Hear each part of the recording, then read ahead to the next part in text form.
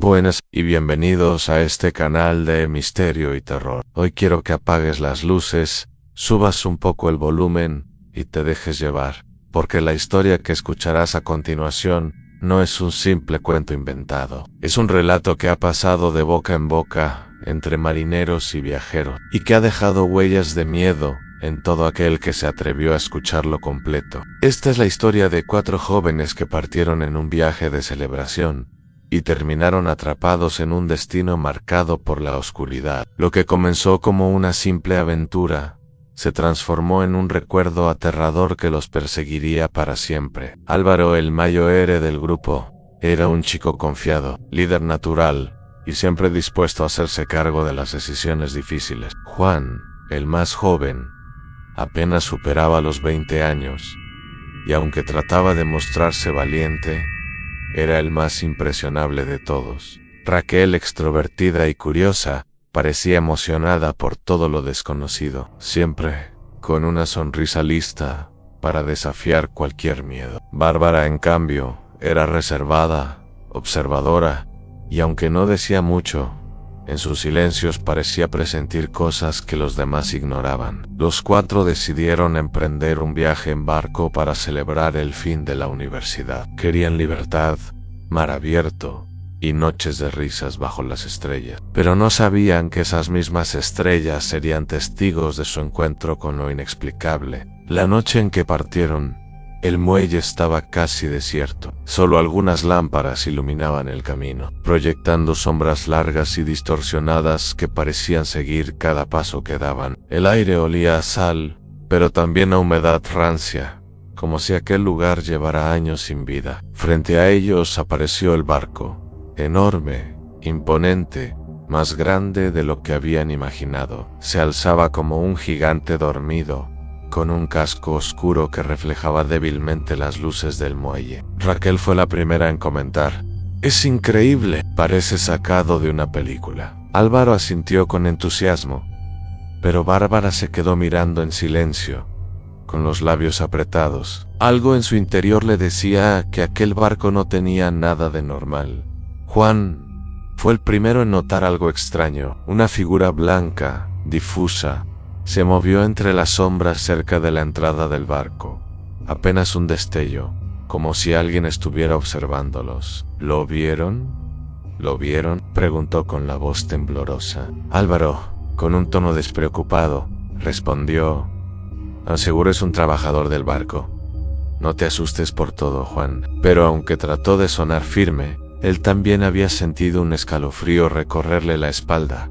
Subieron por la pasarela uno a uno. Cada paso sobre aquella madera crujiente parecía resonar demasiado fuerte, como si el silencio del muelle los amplificara. Raquel bromeó con que se sentía como entrando en un barco fantasma, y las palabras se quedaron flotando en el aire más de lo debido. Una vez dentro, los recibió un pasillo largo y oscuro. El olor a humedad era más fuerte, mezclado con un toque metálico, como sangre oxidada. Apenas había luz, y la poca que entraba provenía de la luna, reflejándose en los ventanales sucios. Bárbara se detuvo de golpe. Sintió que algo se movía en la oscuridad, como si una sombra se deslizara rápidamente por el pasillo. «¿Escucharon eso?», susurró. Nadie respondió. Solo el eco de su propia voz regresó a ellos. Intentaron encender las luces, pero los interruptores no funcionaban. Álvaro, tratando de mantener el control,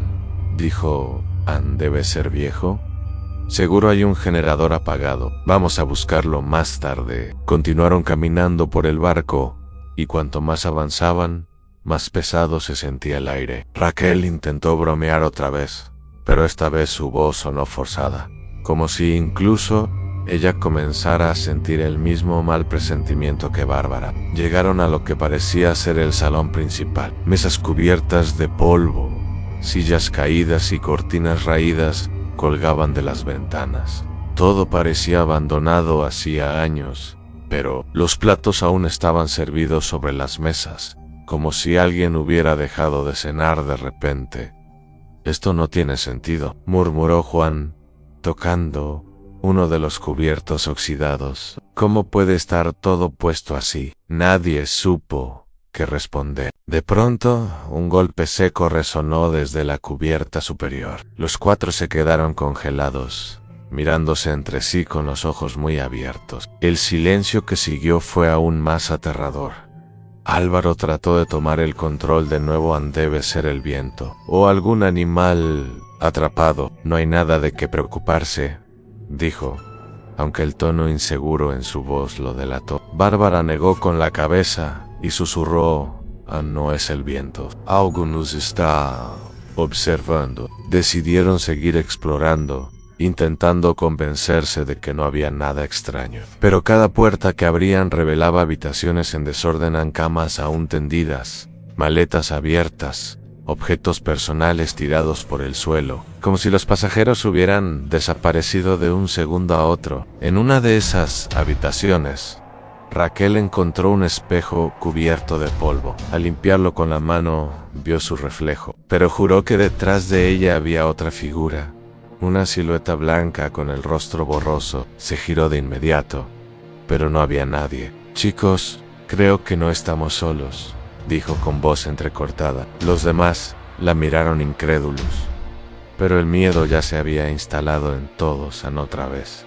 Un sonido, esta vez no fue un golpe, sino pasos firmes y lentos que descendían por la escalera del fondo, uno tras otro, resonando en la madera. Pero cuando miraron, no había nadie. El aire se volvió más frío. Una brisa helada recorrió el salón, apagando incluso las pocas linternas que llevaban. Los cuatro quedaron a oscuras, en completo silencio, sabiendo que algo muy real acababa de despertar en ese barco. En medio de la oscuridad, Juan sacó a tientas su celular para usar la linterna. El haz de luz iluminó apenas unos metros, pero fue suficiente para que notaran algo inquietante. Sobre la mesa más cercana había marcas profundas, como si alguien hubiera arañado la madera con desesperación. Raquel tragó saliva y murmuró: esto parece un intento de escape, como si alguien hubiera querido aferrarse a la mesa para no ser llevado. Sus palabras resonaron como un eco maldito. Bárbara, con el rostro pálido, se aferró al brazo de Álvaro. Tenemos que irnos de aquí. No me gusta este lugar. Siento que no nos quiere aquí, dijo con voz quebrada. Pero Álvaro insistió: no vamos a correr como niños. Solo necesitamos encontrar el generador y encender las luces. Luego veremos qué hacer. Trataba de sonar firme, pero sus ojos evitaban mirar demasiado tiempo la oscuridad. Subieron por una escalera angosta y oxidada. Cada escalón crujía bajo su peso, como si estuviera a punto de romperse. El aire allí arriba era aún más pesado, y el olor a humedad se mezclaba con algo más fuerte, un hedor a podrido. Llegaron a un pasillo de camarotes. Las puertas estaban entreabiertas, algunas golpeando suavemente con la brisa que entraba por ventanas rotas. Era un golpeteo rítmico, que se confundía con un sonido más perturbador, una respiración. Juan fue el primero en escucharlo.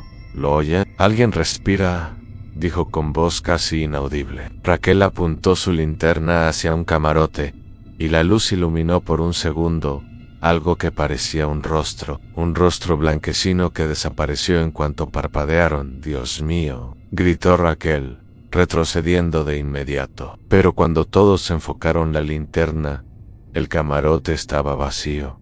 Solo una cama húmeda y sábanas desgarradas. Bárbara susurró: ellos siguen aquí. Los que viajaban en este barco nunca se fueron. Sus palabras hicieron que Juan soltara un leve sollozo. Álvaro trató de mantenerlos en movimiento. «Basta. Si nos quedamos quietos, solo nos asustaremos más. Vamos, busquemos la sala de máquinas». Nadie lo contradijo, aunque todos sabían que algo lo seguía muy de cerca. Recorrieron el pasillo hasta llegar a una puerta metálica. Estaba cubierta de óxido, pero en ella se leía claramente una palabra grabada a cuchillo en cambú, ABR y R. Raquel dudó, pero Álvaro empujó la puerta. Con un chirrido metálico, el cuarto se reveló en la sala de máquinas. Todo estaba detenido, como si el barco llevara décadas muerto. Pero en el suelo había algo que no esperaban: un casco de marinero, aún fresco, con manchas oscuras que parecían sangre. Juan lo levantó con manos temblorosas. Esto no puede ser. Si el barco está abandonado, ¿por qué hay sangre reciente? Nadie respondió. De pronto, todas las puertas del pasillo comenzaron a golpearse al mismo tiempo. Bam, bam, bam, como si cientos de manos invisibles las cerraran y abrieran con furia. Raquel gritó y dejó caer la linterna, que rodó por el suelo iluminando fugazmente un detalle aterrador. En la pared, pintado con un líquido oscuro, había un mensaje en USTE, DSN o DBE, ENSTAR. Álvaro tomó la linterna y obligó a todos a retroceder. El barco parecía vivo, respirando, enojado por su presencia. Intentaron regresar al salón principal, pero el pasillo había cambiado. Ahora parecía interminable, con más puertas de las que recordaban, como si el barco estuviera jugando con ellos. Juan empezó a perder la cordura. «Esto no es real, esto no puede estar pasando», repetía una y otra vez mientras golpeaba las paredes, intentando encontrar una salida. Bárbara lo tomó de los hombros y lo miró directo a los ojos.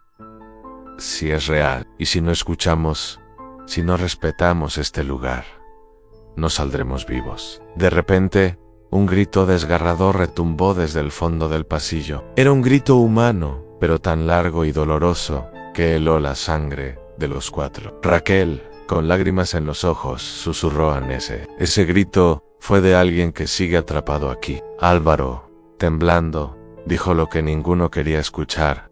Ese grito no es de los vivos. El silencio volvió, pero no era un silencio normal. Era denso, pesado, como si el barco entero contuviera la respiración antes de mostrarles algo peor. Y entonces, justo al final del pasillo, apareció de nuevo la figura blanca, esta vez más clara, más cercana. Una mujer de rostro borroso, vestida con un uniforme de pasajera. Se quedó quieta, observándolos. Y cuando dieron un paso hacia atrás, la mujer se movió hacia ellos. La figura blanca comenzó a avanzar lentamente hacia ellos, deslizándose más que caminando, con un movimiento antinatural que heló la sangre del grupo. La linterna temblaba en la mano de Álvaro, que apenas podía apuntar sin que la luz bailara en todas direcciones. Raquel gritó y retrocedió, chocando contra una puerta que de repente se cerró con un estruendo. «¡Nos quiere encerrar!», gritó, mientras golpeaba la madera sin éxito. Juan cayó al suelo, paralizado. Sus labios se movían, pero apenas salían palabras. Repetía una y otra vez a «no es real». «No es real». A la mujer fantasma se detuvo a pocos metros de ellos. No tenía rostro, solo una mancha blanca y vacía, donde debían estar los ojos y la boca. Sin embargo, de su interior brotó un murmullo bajo, un lamento que parecía pronunciar cientos de voces al mismo tiempo.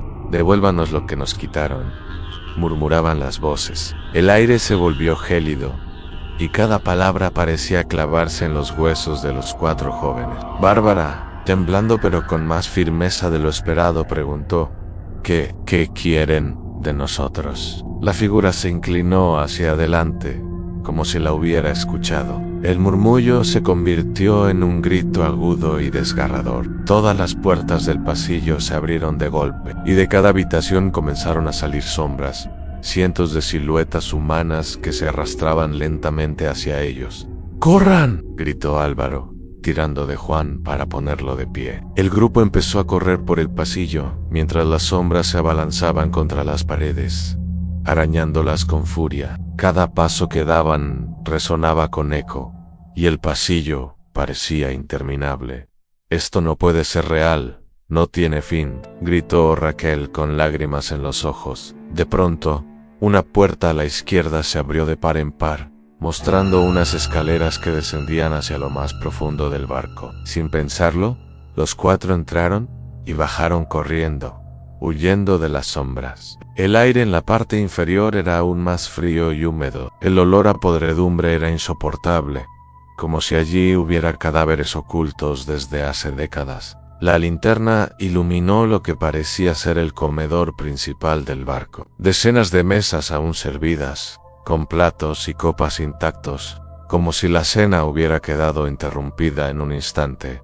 y allí estaban ellos, decenas de pasajeros, o lo que quedaba de ellos en cuerpos inmóviles sentados a la mesa, vestidos con ropas antiguas, los rostros desfigurados por la descomposición, pero todos mirando hacia el centro del salón. En medio de las mesas, sobre una tarima, había una silla, y en esa silla, atada con cuerdas, yacía una mujer esquelética con un uniforme de capitán. Sus ojos hundidos se abrieron de golpe cuando los jóvenes entraron. Juan gritó horrorizado: «¡Está viva! ¡Dios mío!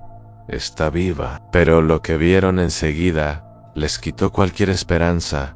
A la mujer no respiraba, y aún así, su boca se movió, dejando escapar un susurro grave: «En ustedes no debieron subir a bordo». El grupo retrocedió, pero las sombras que los habían perseguido empezaban a llenar el comedor, cerrándoles cualquier salida. La capitana, con una voz hueca y llena de odio, agregó: «Este barco no pertenece al mar de los vivos. Y ahora, ustedes tampoco». De pronto, los cuerpos sentados alrededor de las mesas comenzaron a moverse, primero lentamente, luego con violencia. Sus huesos crujían, sus cabezas giraban de forma antinatural. Raquel gritaba, llorando, mientras Bárbara la sujetaba del brazo para que no perdiera el control. Álvaro intentaba buscar desesperadamente una salida entre el caos. Los cadáveres empezaron a levantarse uno por uno, cayendo al suelo como marionetas rotas,